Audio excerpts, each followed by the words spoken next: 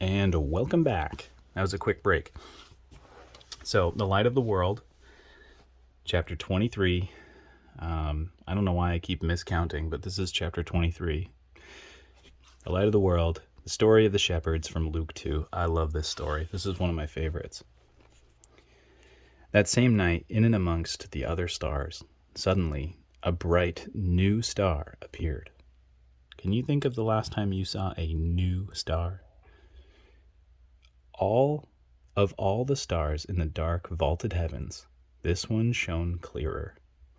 It blazed in the night and made the other stars look pale beside it. God put it there when his baby son was born, to be like a spotlight shining on him, lighting up the darkness, showing people the way to him. You see, God was like a new daddy. He couldn't keep the good news to himself. He'd been waiting all these years for this moment, and now he wanted to tell everyone. When I had my son, that's exactly what it was like. And same thing when I had my daughter. I love my kids, and I wanted to tell everybody about it. And that's how your parents feel about you. So he pulled out all the stops. He had sent an angel to tell Mary the good news.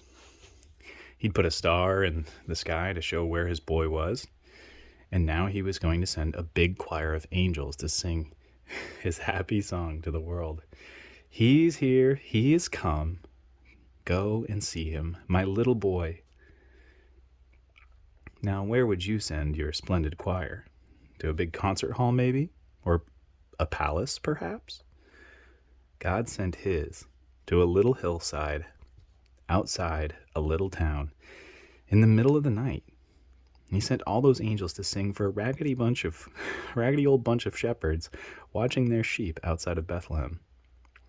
In those days, remember, people used to laugh at the shepherds and say they were smelly and call them other rude names, which I can't possibly mention here. You see, people thought shepherds were nobodies and just scruffy old riffraff. But God must have thought shepherds were very important indeed, because they're the ones he chose to tell the good news to first. That night, some shepherds were out in the open fields, warming themselves by a campfire, when suddenly the sheep darted. They were frightened by something. The olive trees rustled. What was that? A wing beat?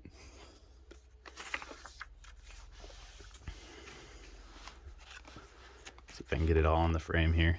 There you go. They turned around, and standing in front of them was a huge warrior of light, blazing in the darkness. Don't be afraid of me. I'm pretty sure I would be afraid if someone told me not to be afraid like that. And he's like this huge angel. Don't be afraid of me, the bright shining man said. I haven't come to hurt you.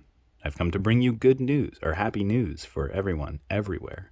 Today, in David's town, in Bethlehem, God's son has been born. You can go and see him. He's sleeping in a manger. Now, that is a different story right there. So after hearing the initial proclamation of don't be afraid of me, I would probably be afraid, but these guys are like, oh my goodness. And then the angel says, here's why I'm here. And this is where it becomes one of my favorite stories of the Bible. Behind the angel, they saw a strange glowing cloud, except it wasn't a cloud, it was angels, troops and troops of angels, armed with light. And they were singing a beautiful song. Glory to God.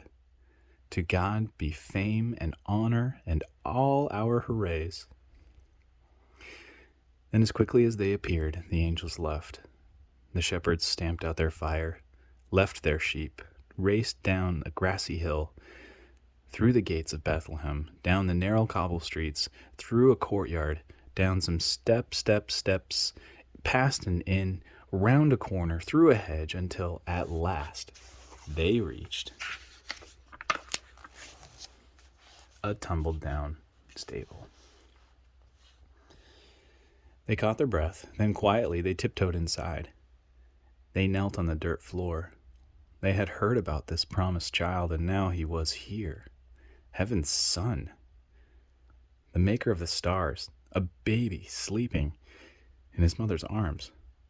This baby would be like that bright star shining in the night sky, in the sky that night.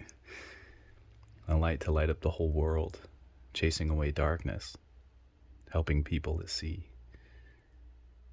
And the darker the night got, the brighter the star would shine.